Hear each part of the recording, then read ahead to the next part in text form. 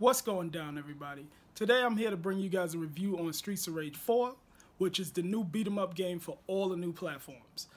I played Streets of Rage 3, which came out about, about 26 years ago, so that was around 1994 on the Genesis.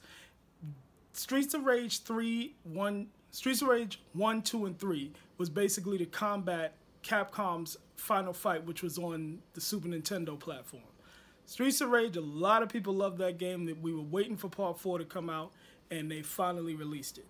Now, from what I've played in the game is pretty dope. The graphics is off the chain. They made it look kind of cel-shaded and kind of like a hand-drawn anime. So it actually looks up to par with new games that you would have in that type of genre, because there's not many beat 'em up games that they make anymore. We haven't had a beat 'em up game probably since maybe, I don't know, the Warriors on PS2, something like that. But this one brings it back to the old school, and they stayed really true to the old school with this game. They kept a lot of the mechanics that the original game had, which can be good for some people, and it could be bad for some more modern people that are not used to a game moving at that pace. Now, you start off the game with, of course, the original characters, which is Blaze and Axel. Then you get a new character, which is Cherry Hunter, who's the daughter of, what is his name? She's the daughter of Adam Hunter, which was in Streets of Rage 1, and the sister of Skate, which was from Streets of Rage 2, if I'm not mistaken. So you get her as a character. She's pretty cool because she can actually run. She can run, she can jump, she can do all the things that you want all the characters to be able to do. Now, here's one of the biggest caveats for the game being true to how the game used to be. The problem is that the characters move too damn slow. Some of them move too damn slow. I understand we want to keep it retro and we want to keep it original to the way it was, but I tell you, some of these characters move way too slow. They have their combos and everything, but when you're walking to get to the other person, it's like you're moving in slow motion, and that can be a real turnoff for a lot of people who were waiting for this game. But like I said, if you're used to the original games, you'll get used to this one really quickly. Once you start fighting and everything and start punching and kicking and doing your combos, the game is off the chain. It's just sometimes you cannot get to the person or move out of the way fast enough to actually do some of those moves, and sometimes that can cause you a whole lot of health in the game itself. Now, another mechanic that they brought back was the supers that everybody has. Usually when you do one of your special moves, you lose energy. In the original game, you lost health when you did a special move. You couldn't get it back. In this one, though, they changed it. You lose the health, but you can get it back if you do a combo and start punching and kicking on somebody that's next to you, as long as you don't get hit. If you get hit, you will lose that health, and that's it. There's no getting it back. Now, like I said, they upped the graphics. The gameplay is really cool. The music is dope. If you like that 80s style type techno kind of music, the music is dope. They remixed it, and they added a lot of the chip tunes from the original games and added it to this, but they upped it for a modern era. So the music is pretty dope in the game. The game itself has about 12 levels. I've played a lot of it. The first day I got it, me and one of my boys, we played online, and actually with the Nintendo Switch, this is the Nintendo Switch version that I have. It actually utilizes the Nintendo Switch invite system. This is like the first game I've ever seen that actually utilized that system.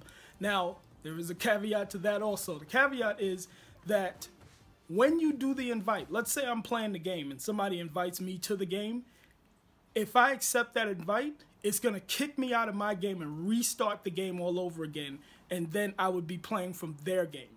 So whatever progress you and the host make, that's the progress on their game. It's not the progress on yours. So you would still have to go through it again on yours, or you could become the host and go through it with them. It works like that. So that is pretty cool, but that one part where it makes you restart and that progress, you don't gain it if you're not the host, that's kind of a little bit of some bullshit. But you know, you can get past that. Now, besides that, you get, like I said, you get the first 4 characters, which is Axel, Blaze, Cherry, and the big guy with the arms that look like, he looks like the Rock, like one of the Rock's family members, but he got the arms of Jax from he has the arms of Jax from Mortal Kombat. Now, as you go through the game, I'm not gonna tell you, but there are secrets and things that you can open up in the game. There's different doorways and things. There's also other characters that you can get in the game as you're going through it. You can also get some of the retro characters from the first 3 games, which is pretty dope. Because when you play with them, it's you playing with the retro style character on the new background, which looks kind of crazy. When I say retro, I don't mean that they're retro looking and they have new moves. I mean the actual retro character that's on this game that you're playing through. So, like I said, the game itself is dope. It's just a few little things that could be patched, which would be dope. But like the online multiplayer is dope, but it's only 2-player. But if it's local multiplayer, you can play with 4 people. Like the night before last, me, my wife, and my son was all playing it together on the Nintendo Switch. But you can't do that in multiplayer. It's only 2 players. You can't even have local 2 players and then one online player. That doesn't work. But hopefully they patch that in the future. And please, the only thing that I wish for is either a block, a dodge, or something for the characters so that they can get across the screen or dodge out of the way when they need to. That's all they got to do. Just fix that one little part and it'll be golden. The game is pretty good. It's about $24.99 on all of the platforms. If you have Xbox, you can get it on Xbox Game Pass for free. So if you have the Game Pass, it's free. On the Switch, they having a sale. The sale is about $22.49, and I think the same sale is on the PS4. So any of the systems you get it for, they all look the same. The Switch copy looks exactly like the PlayStation and the Xbox copy, so that you don't have to worry about. Because right now, you know, we're doing the social distancing. Get a friend online. If you got a family full of kids, got a house full of people or whatever, you all can play. You can do 4-player, and you can go through the game. You can probably get through the game, if you're good, probably in about a good 2-3 hours, or maybe even less than that. So like I said, Streets of Rage 4 just came out. It's been about 26 years. They did a good job with the game. Everybody's happy about it. I'm happy about it, except for those little things that can be patched in the future. Let me know what you guys think about the actual game if you picked it up, and I'll check you on my next video. Peace.